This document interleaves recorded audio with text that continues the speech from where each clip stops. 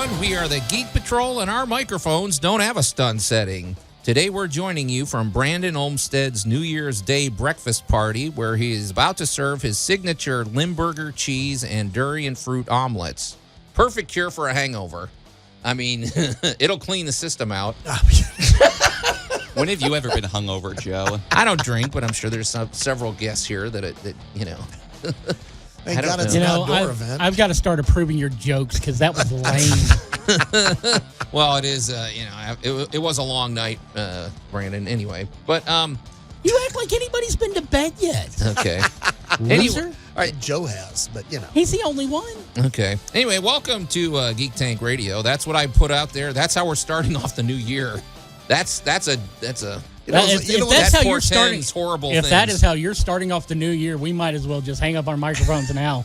Okay. Because it's only going to get worse. Well, as a friend of mine once put it, he goes, you know what? Just eat a live toad first thing in the morning. That way it doesn't get any worse the rest of the day. Exactly. You know, like, anyway, welcome to 2023. Wow. Welcome to Geek Tank Radio, everybody, and welcome to 2023. I'm Joe Thorderson here with my friends Brandon Olmsted and Allan Gilbreth and our buddy Max over there behind the glass. And speaking of portents of the future, go ahead. Can we just say that if you're starting off your new year with us, if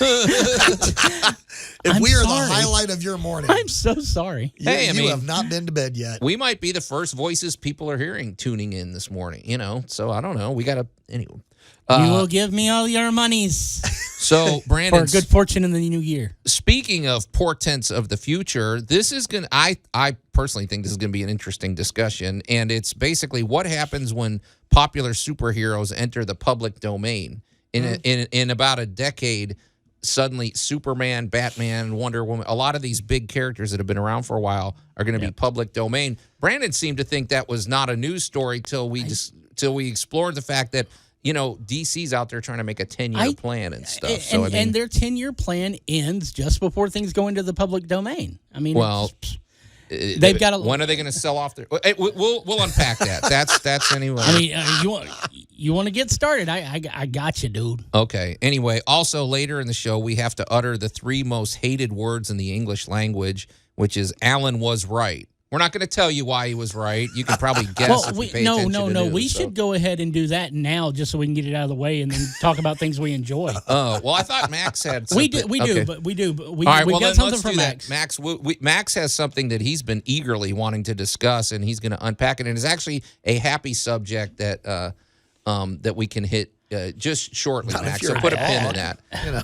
But well, Brandon, you said it. Why do we have to say the words Allan was right? And we don't have to go into any details. Allan was right because in less than a fortnight, Avatar 2 hit $1 billion, and it's not slowing down. In fact, it seems to be increasing as word of mouth gets out there.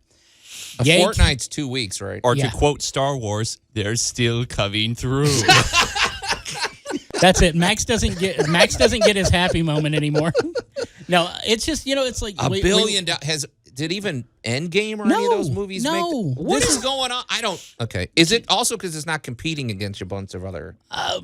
There's a lot of stuff. There was a huge ensemble comedy that came out, Babylon, which did $3 million because nobody cared about an ensemble cast because they could go watch Blue People in the water. Because The Way of Water. So, well, Allan, you didn't even see this and movie once again, it's not even that great a story. I haven't seen it yet, but I have spoken with people. It's a fairly simple story, but it's gorgeous, and it pulls at the heartstrings. Really? Yeah. Because, I scoffed, Allan. Storytelling. Yes, you did. You scoffed. And I have stood here and gone, go ahead. I tried to be the balance, saying that, you both could be right, you both could be wrong. And, man, I got to admit that Allan was right, and it hurts to do it.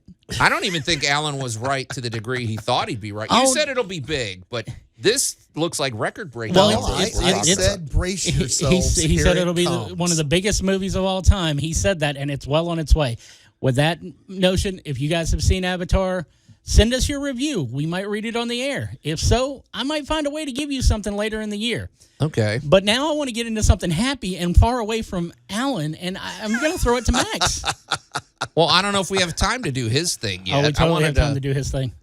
Okay. He can set it up, and we can continue into the next segment. All right. Well, go ahead, Max. You've been eagerly waiting to talk about this. All right, so this has actually gotten pretty decent traction on our like all around like the Cumulus Nation.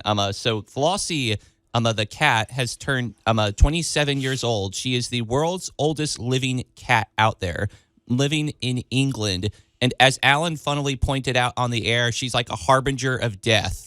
Wait, I didn't know that. Okay, I thought this was a happy story. So Flossie turned 27. Happy for the cat. Well, I'll start it this way. Flossie begins her life as a stray outside of Merseyside Hospital in Liverpool. Okay.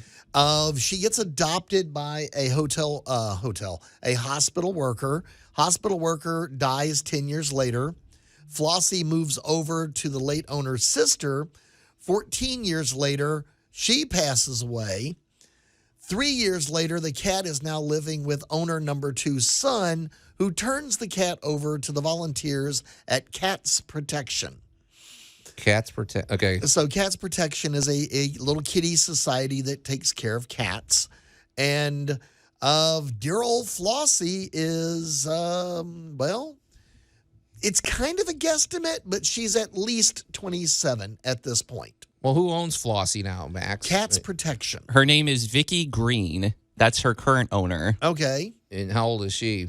I'm not sure how old Vicky is, but the cat herself is 27. Do we have any prospect on Vicky's health? Because apparently this cat is not a good omen. I don't know, man. That's what I'm wondering. You got 10 years, you know. But how do they calculate that in people year? I know there was always this rule of thumb of 7 years, but is that Flossie's about 120 human years. Well, that math doesn't add up to me, Max. I mean, 7 times 27 is a lot more than 100 and something. So does that cat years and dog years do not equal the same. In fact, dog years don't even equal dog years. Dog years are separated differently by breed. Yes. Oh, gotcha. Because some breeds they have a longer run based on size and longevity. Fox Terriers are going to outlive your German Shepherd every single time. Yeah. Well, any word on how Flossie's celebrating, Max? I just wonder. Taking a nap. Yeah. Just enjoying sitting in front of that Guinness World Record certificate. Okay. Well, hopefully Flossie's still kicking when you hear this Here's broadcast. What I want to know. Of course, Joe's going to laugh and go, Allan wants to know about the food. What are they feeding this thing? I don't know about that, but I could tell you what the diet was of the previous longest living cat. Ooh, let's do that when we come back. That sounds good. That's a tease. And actually, here at Cumulus, we have somebody that's in the running for the longest running cat that we'll unpack that when we come back. So it's all coming at you next here on Geek Tank Radio.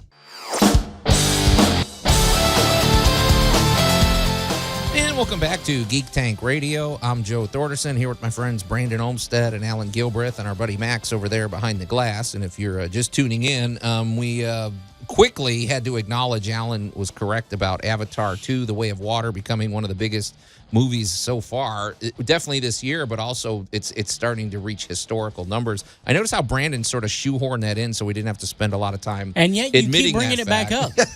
Well, I mean, as I say, it's the 3 most hated words that I have to use, but you got to give the man credit where credit's due. I only have one word to add to it. Yeah. Again. Okay. Yeah.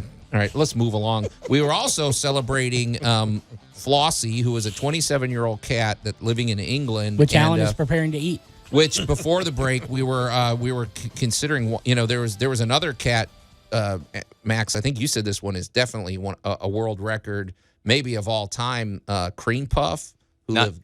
How long did Cream Puff live? 38 years. Okay, and you had something interesting about the diet. Man. That's what Allan zeroed in on. So what are they feeding or what were they feeding that? Well, I'll get to the diet, and then I'll get to the cat's owner's name. Okay. And not only that, but the conspiracy gets juicier. Okay. Oh, even better. All right. So Cream Puff's owner, by the name of Jake Perry, said that her diet consisted of dry cat food supplemented with broccoli, eggs, turkey bacon, coffee with cream, and every 2 days an eyedropper full of red wine, which Perry claimed that this diet was the key to her longevity and that the wine circulated the arteries. You're giving... Okay, Brandon, is that... reaching animal abuse levels, giving a cat coffee? No, because when it comes down to being a cat, the cat's going to take whatever it wants, whether you give it to him or not. I don't know. I've come to, all right, there are levels of animal abuse, but the thing is a cat's diet, that's on the cat. And you learn. Now, Joe, I know you have a cat. Yeah, I've had cats in the past. Max, you've had cats. I don't know if Allan's had anything that's not, like furry. Edible, yeah. But, not edible. Right. But let's just be honest. Who runs the house when you have a cat? Well, the that's cat. true. If it helps you, Joe, that the person who raised a cream puff lived in Texas. Oh, okay. Oh, so, yeah, and see, Texans aren't smart. Hey! Allan Wow, knows. really? Allan knows Wow, that's just. Allan knows really? that's just a dig at him. Alan's okay. I'm still but mad at you being right. you do have a point, but Brandon, a cat can't just go make itself a cup of coffee or No, but something. have you No, ever? but it can Have sure you ever? take yours. Have you ever set a cup of coffee aside while you go grab something or answer the door, and you come back and your cat's face is in it? That must be what it is. So the cat. Well, I don't know, man. I feel like that's It's like a recipe. for I've always disaster. known that with my dogs, I can go leave it, Okay. and if they've been trained well, and usually Amy takes care of that, they leave it. Huh. You tell a cat to leave it, it continues to lick at it, and then as you get closer, it knocks it off the counter. Jeez. What were you saying, Max? I was going to say, this is where the conspiracy gets even juicier. Beyond cream puff, we have the owner themselves named Jake Perry. And Jake also was raising another near world record setting cat by the name of Grandpa Rex Allan. Rex Allan. Well, my father's name was Rex, and then we got Allan. So, okay. Is that why you're interested? Just because these names? Just these things just keep Crossover popping up and everything. and stuff, so The it's more like- and more I research it. Not only that, but just when I learned about Flossie, it just tickled me so. Max, you were so normal when we started this You're show. very easy to No, he entertain. wasn't. Yes, he was. You He was- just didn't know He it. was quiet. He studied Japanese philosophy. He was a very Zen kid. Yeah. And now he's following Joe down rabbit holes. Now he's bringing us content. Where does he get off? So, but Max, I have a deeper conspiracy because there are animals who have lived unusually long lives through unnatural means, and actually they're not animals at all. They're animagus. I forget how you pronounce it in Okay, Harry Potter, but get we're away talking about Peter Pettigrew. You know, he lived. Ron Weasley couldn't figure out why his rat had lived 20. How did we However- wind up over it's here? bad. It's bad enough Joanne stole stuff from other people. Now you're stealing stuff from her. I'm saying there's something up with the cream puff and Flossie are not what they seem. There's, Well, of course they're in Hey, England. anybody want to talk about Flossie's in how England. cats were worshipped as gods? Maybe this is one of the reasons. That's exactly right. But Allan, they have never forgotten that. Allan, you talked to us a few weeks ago about that toxoplasmosis or Yep. whatever the heck that was, Yep. where there's enzymes in the cat's stomach that Joe, are, the dream of 1,000 cats. exactly. That's all I got to say. There you go. There's way more going on with cats than we want to admit, and I'm They're keeping us around for They're an the devil. emergency food supply. I think there's something They there. will eat you. They don't even wait a couple days after you die. They just start chewing. A dog will at least wait until it's hungry. Yeah. Anyway, very interesting, Max, and I guess we'll be keeping our eye because I hate to say it, but once Flossie crosses over into the next realm, we got to start paying Flossie's not attention going to die. Flossie's going to sap the life energy out of Vicky and go on to the next person. Yep. Hey, real quick, because later in the show we're going to talk about. We've got sort of an interesting question. It's what happens when popular superheroes enter the public domain, which a whole bunch of them are about to do. I want to remind people though, next weekend we are going to be at 2 locations, and we should give a quick shout out. We're going to be at ShadowCon, which runs Friday and Saturday, mostly all day, right? I think ShadowCon kicks off about 2. Yeah, or something like that. Yeah. You'll be at ShadowCon Friday. I'll be at ShadowCon Saturday, and you'll be Right. at Anime Blues Winter Remix on Saturday. Yeah, they once again venues are creating all sorts of problems this They year. really are. They can't get available. See, this is why dates, I'm so glad it's we're in like- November. There's no other fan cons at that time. Yeah, but anyway, they're going to be the same weekend again. They didn't do this on purpose. They're just limited as far as happens, man. It availability. happens. So, but ShadowCon, of course, if you're new to it, is basically it's an older convention. It's not a huge convention. You get 300 or 400 people, It's a but party. it's the most. It's a relaxing weekend. It's a of party partying. Yeah. inside a convention. It's basically that's what the vibe you get. It's very relaxed. It's It's New still, Year's Eve Part 2. Yeah.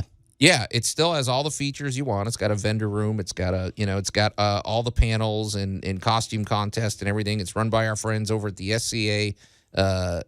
Cliff Easley, spearheads that operation. And of course, if you want the high energy 1-day event, Anime Blues Winter Remix is basically a 1-day version of what they do in the summer. Anime conventions, boy, you better Pumped up. You talk about drinking coffee and everything. You better have your No, caffeine. they got caffeinated squid soda. It's true. But it's fun. Allan And- is right. Again. And one thing too, Anime Blues, I think it's only like $10 to get in because it's a 1 day more or less expo type. It's a quickie thing. expo. It's a little refresher. Kind of pump you up in the middle of winter. Lots of fun. They're going to be at the Landers Center. ShadowCon's going to be over at the Clarion by the airport.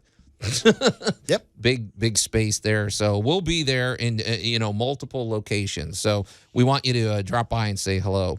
Anyway, this is Geek Tank Radio. We're going to take a quick break, and then we have some interesting conversation coming up. And welcome back to Geek Tank Radio. I'm Joe Thorderson here with my friends Brandon Olmstead and Allan Gilbreth and our buddy Max over there behind the glass. And if you're just tuning in, we're all over the map as usual. Only 2 segments in. We've talked about cat diets. We've talked about conspiracies of unusually long-living cats. Could they be animagi like we have in Harry Potter? Have they been transmogrified? I don't know.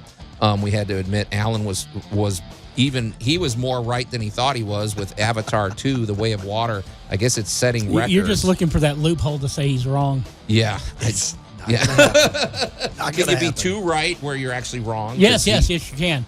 I know that because I live in Memphis. Yeah. So, but we were okay. A little story, just popped up, and I want to say it just popped up on my feed on my phone, Brandon, and I said, this is interesting. It was an article saying what happens when Superman and Batman and these other older characters wind up on the public domain, which is going to happen starting in the year 2034. Right. And you teased me. You're like, yeah, wow, 12 years away. That's riveting breaking news. That's breaking news. And I said, au contraire, my friend, you came here and you're telling us that Warner Brothers Discovery and DC is working on a 10-year plan for theirs, and I'm like, well, then suddenly it becomes very relevant. Because, but I thought we should talk about the subject. Well, their 10-year plan wraps up just before things go into public domain. But just like with anything else, just because it's going into the public domain doesn't mean that Warner Brothers' version of these characters aren't going to continue on through their means. What? So when it says it's public domain, like it basically means we could go out and write our own Batman story and sell it. I'm just going to give you 6 words now. Okay. Yeah. Winnie the Pooh, Blood and Honey. That's what made me think of it. I was Winnie the Pooh hit public domain, and immediately, some guy comes out and he decides he's going to make a horror movie about Winnie the Pooh. But that's not going to stop Disney from continuing to put out their version of Winnie the Pooh. Right. So what we're going to end up getting is once it hits, and and people will probably start gearing up to start these things prior to it actually hitting the public domain, as long as they don't release it until afterwards. Oh, 5 years out, you're going to start writing your own script. Right. So you're going to get, your own Superman. Now, there will be certain aspects that, Warner still has a copyright on, like the S.H.I.E.L.D. logo. Oh, I didn't know that. If you notice, Superman himself, Clark Kent Superman, will be public domain. You'll be able to write all day long. They have, if you've noticed, every so many years, they alter the shield a little bit. They alter, the bat symbol a little bit. That's true. Wonder Woman's, design alters just a little bit. That's so that they can keep their version. It's like if you want to do Winnie the Pooh, your Winnie the Pooh's not going to have a red shirt. Disney has the red shirt. The original Pooh that's in the public domain now, he didn't wear a shirt at all. How do they decide what is aspects of a character or a story are public domain? There are parts of likeness to a character that can be retained as part of a right, part of a logo or a trademark.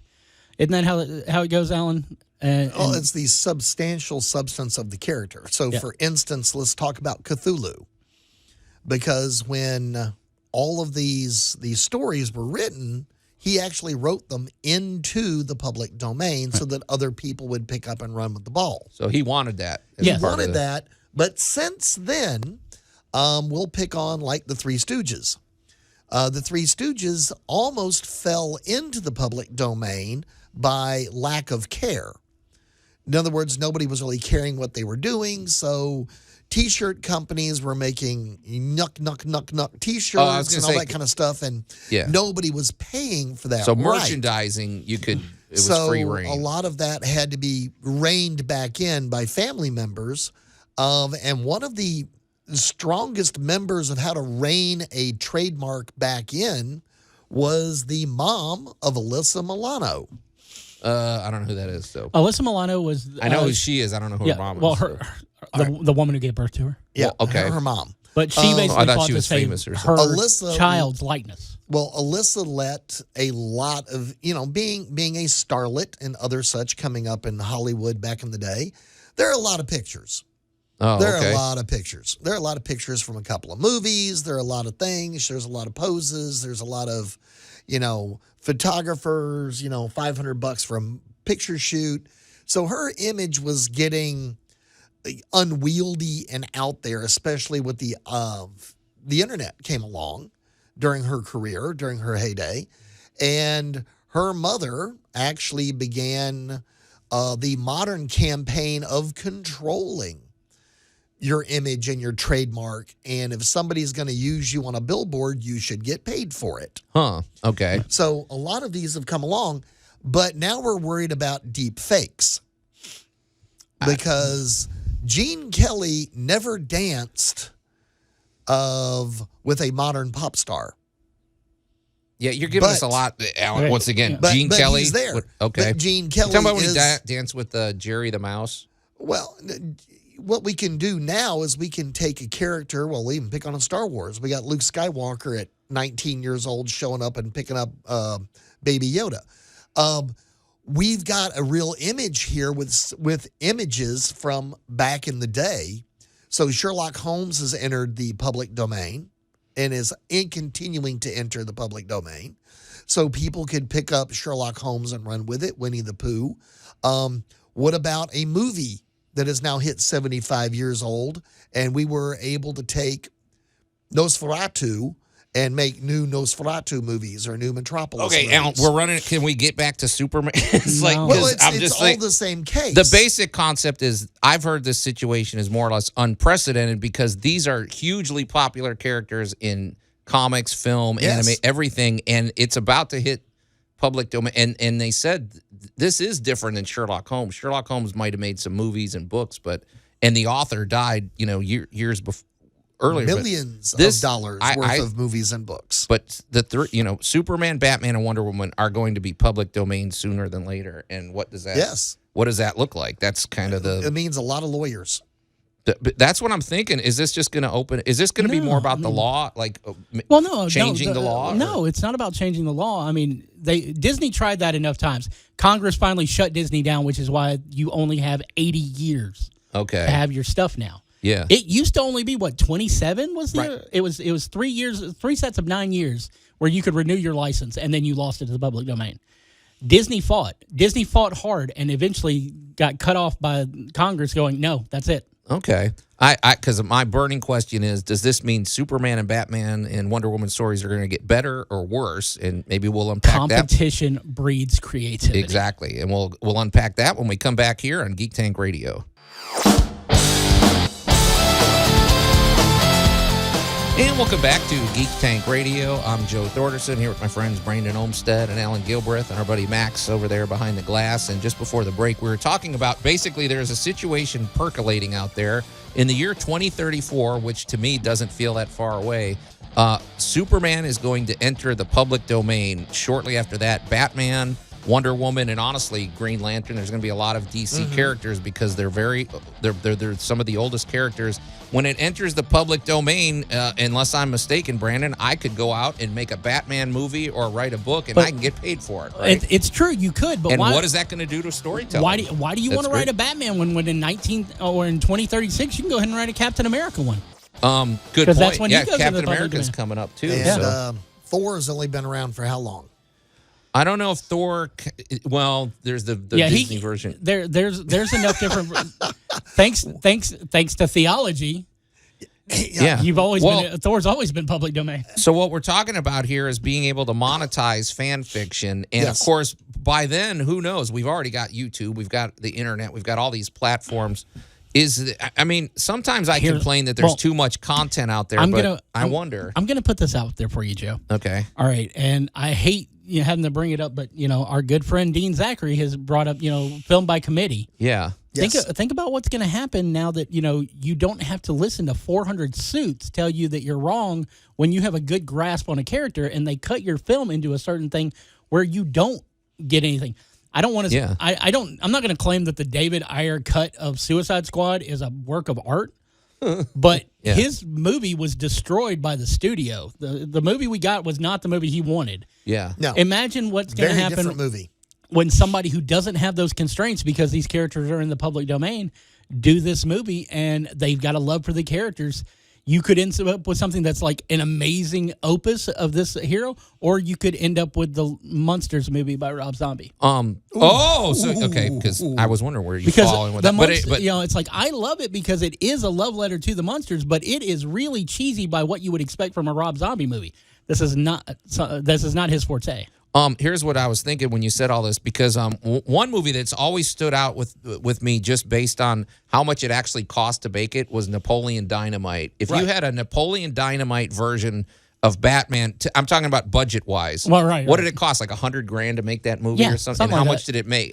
So much. Gazillion dollars. Deep Blue Sea was less than $30,000. Blair Witch was under $40,000. My dream Batman movie may come about, a black and white, low-budget Batman movie that's just great storytelling could happen. 1920s film noir. $120,000, you could do an amazing Batman film in an actual urban setting, do it in black and white. There you go. But if you're Warner Brothers and if you're DC Comics, I just wonder what conversations are going on there. I mean, Brandon, like you said, it's a 10-year plan that they're working on now. But if you get 2 years out and you've got this big behemoth that you can't suddenly sell, it's kind of like, well, I mean, I don't know. When it all comes down to it, you've just got to make sure that your product is top notch. You got to make sure maybe that they have you to can start stepping up their game now. Well, this is going to turn into, since I'm going to pick on Sherlock Holmes, as he's our superhero from the last 100 years. Okay. Because he was superhuman, he was above the average person. Right. He was high on opioids. You will wind up with your quality versus quantity. Because it is open to the public doesn't mean that suddenly every other studio is going to run out and make a Batman movie. They're not. Right. What you are going to wind up with, and I'm going to look back at Brandon and go, for that person that has really had this stuck in their craw. Mm-hmm. Oh, yeah. That you haven't made the movie I've wanted to see, that's going to be the producer that comes along or the director that puts together a love, we're going to call it a love letter to that character. And it will be memorable. And it won't be from the general holder of the previous copyrights. Yeah. A lot of it's going to probably depend, too, on what does the world look like by then. Are we even going to have movie theaters in 2034? I'm gonna throw one out to you that's going on right now that is a perfect comparison. Disney put out a live-action Pinocchio with Tom Hanks. Oh, yeah. Guillermo del Toro just put out a live-action CGI Pinocchio movie. Yeah. Can you guess which one's better? Well, they said that Del Toro, his is more true to the book, right? No, Disney's is more true to its cartoon. It is almost shot for shot. Del Toro's is true to the source. That's what I'm saying. The original Pinocchio is a very dark story. It blows the other one away. And I mean, even though Tom Hanks is in it, I'm just like going, nope, we're going to go watch the creepy one. Yeah, yeah. Because his Pinocchio looks like the book. It looks creepy. So yeah, well, it was supposed to look creepy. So, and this is where we're going to get into a little Avatar foretelling the future twist, because like you just said, we don't know what technology is going to look like in 12 years. And we've had some major shifts because Del Toro was using some good old-fashioned basic camera tricks, wasn't he, Brandon? Oh, yeah. Good old-fashioned stuff and pulling off shocking results. The biggest movie ever made right now on the table is Avatar. Completely the other end. A completely separate world. I don't know. Welcome to what's going to happen in 15 years. It is. It's very interesting to consider too. Just because, like we said, all the streaming services we watch probably are not going to be here in 12 years, or at least not in the form they are now. I'm going to say a good chunk of them won't be here in 5 years. They're already, predicting the demise of certain ones. HBO Max, you're on the chopping block. I said it was going to happen. It's starting to happen. Yeah, I don't know though. It's just when you think you got a handle on things, but I just wonder if it's going to get where if it's too saturated, if you have too much Batman. I don't know if you can have too much Batman. We already have too much content. Yeah, that's the thing. So the better stuff will rise. You'll get a lot of stuff in the beginning. Right. But when people realize that they're not necessarily reaching the audience that they think they're going to, they're going to start pulling back and going with more of their original ideas or going with the studios. Yeah, it's going to be interesting to unfold, and I still think this is a story we are going to just keep. It's going to be on the back burner, but we're going to keep our eye on it because I think it's influencing all sorts of things that are going on in Hollywood and in the entertainment industry and everything. So, well, guys, we hope that. We hope that you'll join us next week. Come say hello. We're going to be at ShadowCon and Anime BluesCon Winter Remix next week, visiting. Friday and Saturday is ShadowCon over at the Clarion Hotel. Anime BluesCon is Saturday at the, what is the date? It's the 6th. It's the 6th and 7th. Okay. Anyway, but it's time to get out of here. So until next week, we are the Geek Patrol, and I am Joe Thorderson. I'm Allan Gilbreth. I'm Maximilian. And I'm Brandon Olmstead, teasing you with the fact that 2 brand new minerals were just found. We'll talk about those next time.